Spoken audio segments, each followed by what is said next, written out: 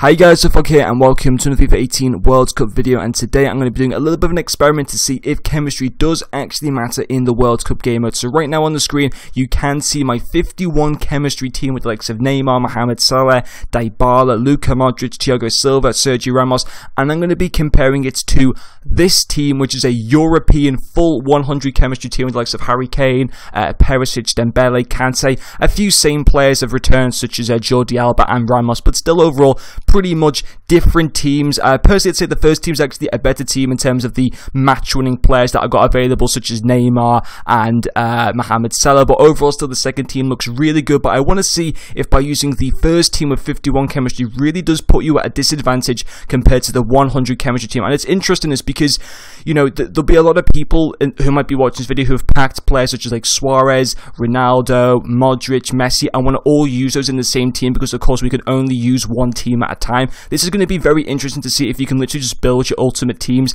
and not be restricted by the chemistry rules. And I thought my results were pretty interesting. So I played 5 games of each team, and you can already see right now in the highlights that we're going to get into. So the first highlights of the 5 games are going to be shown with the 51 chem team, and then there'll also be highlights of the European team as well. So I played 5 games with each team.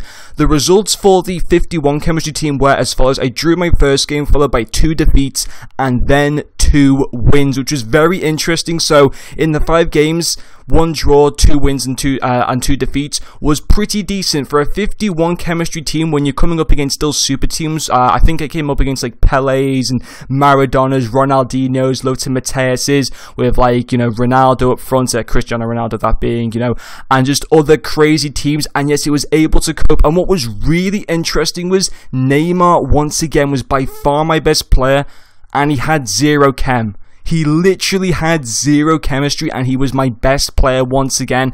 Fantastic. I really did think he was amazing. And I think that what this showed is it doesn't really matter too much anyway if you use him either at a left wing or a striker. I really don't think it does. I think it does play a little bit of an effect, but overall not as much as what we always think it does usually. And it was just crazy to be able to use this team. You know, don't get me wrong. There were times where this team felt dreadful. I felt that sometimes I was at a disadvantage, whether that be with my passing, my reactions, I thought were really bad with this team.